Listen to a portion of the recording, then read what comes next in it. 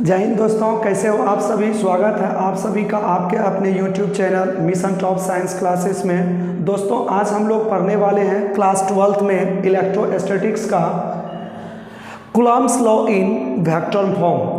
अर्थात हम लोग जानेंगे कि सदिश रूप में कूलम्ब का नियम क्या होता है। सदिश रूप में कूलम्ब का नियम। दोस्तों इससे पहले हमने टॉपिक क्लियर किया था कि कूलम्ब का नियम किन्हीं दो आवेशों के आकर्षण या प्रतिकर्षण बल के कारण जो लगती है उसका हमने एक व्यंजक प्राप्त किया। उसके बाद हमने एक नए टॉपिक को लेकर के आया जिसका नाम है Coulomb's law in vector form. अर्थात सदिश रूप में कूलम्ब का नियम हम लोग आज देखते हैं। दोस्तों सबसे पहले हम लोग ये जानने का कोशिश करें कि अगर यदि एक दिए गए आवेशित वस्तु किसी अन्य दिए गए आवेशित वस्तु को अपनी ओर या तो आकर्षण करता हो या तो प्रतिकर्षण करता हो, तो इस स्थिति में ये दोनों वस्तुएं भी इनके ऊपर एक बल लगाती होगी और ये वस्तुएं भी इनके ऊपर एक बल लगाती होगी।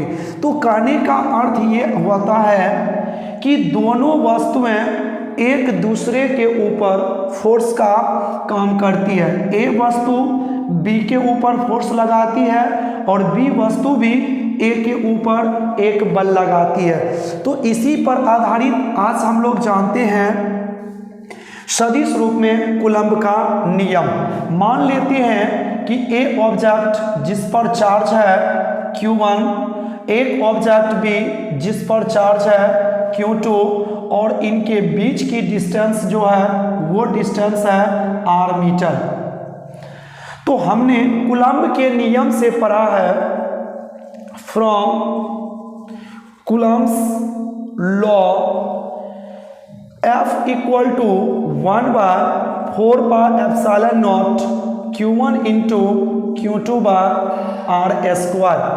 यदि हम देखें कि ये वस्तु यदि B पर फोर्स लगाती हो या B वस्तुएं A पर फोर्स लगाती हो, तो अगर B वस्तु A पर फोर्स लगाती है तो उसके लिए हम FA लिखते हैं, जिसमें हम लोग ये जानेंगे FA को कि B वस्तु A पर बल लगाती है तो हम इसे FA इक्वल टू या FAB इक्वल टू लिख सकते हैं। यही फॉर्मूले को आगे बढ़ाते हैं 1/4πε0। चार्ज तो Q1 और Q2 ही रखा हुआ है, Q1 इंटू Q2, और अभी हम डिस्टेंस A से B की ओर चलते हैं तो ये हमें प्राप्त होती है RAB और यहाँ स्क्वायर है तो इसके ऊपर हम स्क्वायर रख देंगे। Equation number first. पुनः हम देखते हैं कि यदि A वस्तु B के ऊपर बल लगाती है तो इसके लिए हम FB मान लेते हैं। तो इसका मतलब ये होता है कि A वस्तु B पर बल लगाती है।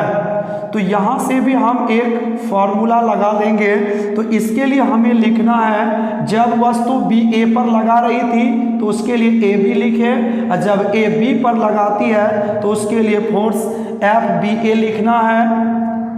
ठीक, आगे बढ़ते हैं। इसी फॉर्मूले को आगे बढ़ाना 1/4πε0 Q1 इंटू Q2 और डिस्टेंस जो देंगे वो B से कहाँ देना है A। यदि A से B की ओर चले तो डिस्टेंस AB, यदि B से A की ओर चलेंगे तो इसका डिस्टेंस हम BA मान लेंगे और इस पर होल स्क्वायर हो जाएगा। दोस्तों यहाँ हम लोग एक चीज देख रहे हैं कि या तो ये ऑब्जेक्ट इस पर बल लगाती होगी तो इस वस्तु की तुलना में ये विपरीत होगी, या ये वस्तु इसकी ओर लग रहे होंगे तो ये एक दूसरे के विपरीत बल लगाती होगी। अर्थात दोनों एक दूसरे के विपरीत बल तभी लगाएगी जब एक वस्तु को स्थिर रख दूसरे वस्तु को फोर्स लगाएंगे। तो ऐसे स्थिति में अगर एक बल विपरीत प्रकृति का हो तो उसके साथ हम माइनस यूज कर लेंगे। तो हम इस माइनस को इस ओर लगा देते हैं तो हमें प्राप्त हो जाती है FBA equal to 1/4 pi epsilon not Q1 into Q2 by RBA इसका whole square. Equation number second. तो दोस्तों यहाँ इक्वेशन फर्स्ट और इक्वेशन सेकंड दोनों का RHS सेम है तो LHS भी सेम हो जाएंगे। तो यहाँ से हम लिख सकते हैं from equation first and equation second. तो इसमें ये दोनों इक्वल कर देते हैं तो F vector AB equal to F vector BA। ऐसे सिचुएशन में दोनों जो है एक दूसरे के साथ विपरीत प्रकृति का बल लगाती है और यदि हम इस वेक्टर को हटाना चाहें तो इसके बदले हमें इसके दोनों ओर मॉडुलस का काम करना पड़ेगा। तो ये FA वेक्टर है इक्वल टू माइनस FBA लिखा हुआ है। यदि इसका यूनिट वेक्टर निकालेंगे तो इसका वेक्टर समाप्त हो जाएगा। तो ये FAB equal to minus FBA प्राप्त हो जाएंगे। तो ये माइनस में है, इसको इस ओर ला दीजिए तो ये प्लस में हो जाएंगे। तो इसी सिचुएशन को हम लोग इस ओर अगर लाए तो हमें प्राप्त हो जाती है FBA इक्वल टू दोनों का सम 0 के बराबर हो जाती है। तो यहाँ पर भी दोस्तों हम बोल सकते हैं कि ये कूलम्ब का एक वेक्टर रूप है या वेक्टर फॉर्म है, या यदि हम इस चीज़ को दिखा दें तो भी हम कह सकते हैं कि FAB और FBA ये दोनों का सम यदि 0 होती है तो इसी से पता चलता है कि ये वस्तुएं भी उतना ही बल इस पर लगाती है और ये वस्तुएं भी इस पर उतना ही बल लगाती है और दोनों एक दूसरे के विपरीत बल लगाती है, तभी तो दोनों बलों का योगफल हमें 0 प्राप्त हो जाती है। तो यही है कूलम्ब का सदिश रूप। एक बार हम लोग फिर से रिवीजन कर लेते हैं इसको।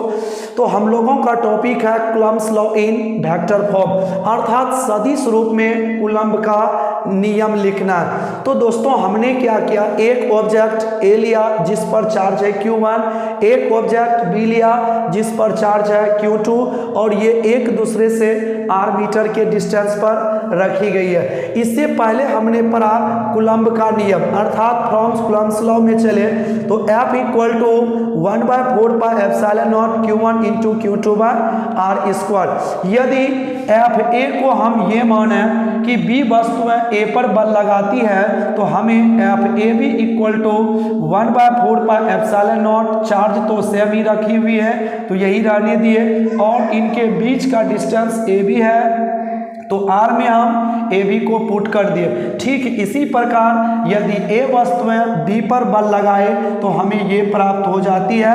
अगर ये विपरीत प्रकृति का है तो दो में से किसी में एक हमें माइनस यूज करना पड़ेगा। तो इस माइनस को हम इस ओर ला लिए तो दोनों का RHS सेम हो गया। तो equation first and equation second से चले तो ये दोनों भी आपस में बराबर हो जाएंगे। तो यही है कूलम्ब का सदिश रूप, और यदि इसी प्रोसेस को आगे बढ़ाए तो हमें ये भी प्राप्त हो जाती है। इसका मतलब यह होता है कि यदि दो वस्तुएं आवेशित हो और एक दूसरे से कुछ दूरी पर रखे गए हो तो दोनों वस्तुएं एक दूसरे पर